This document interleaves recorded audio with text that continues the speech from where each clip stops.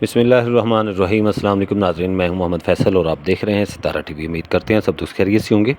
नाज़रीन, आज डेट है 3 अगस्त 2026 बरोज़ सोमवार।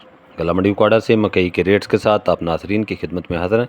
गला मंडी उकाड़ा के अंदर आज तकरीबन कोई 13 से 14 हज़ार बोरी थी मकई की 100 किलो वाली। रेट्स के हवाले से बात करें तो मकई की मार्केट्स के अंदर ज़बरदस्त तेज़ी है।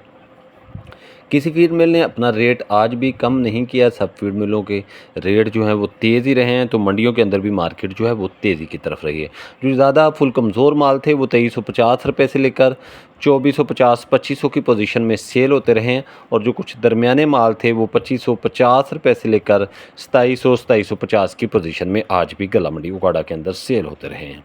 टॉप क्वालिटी मकई के रेट्स के हवाले से बात करें तो वो माल आज 2800 रुपये से लेकर 2885 रुपये तक फ़ी 40 किलोग्राम के हिसाब से गला मंडी उकाड़ा के अंदर सेल होते रहे।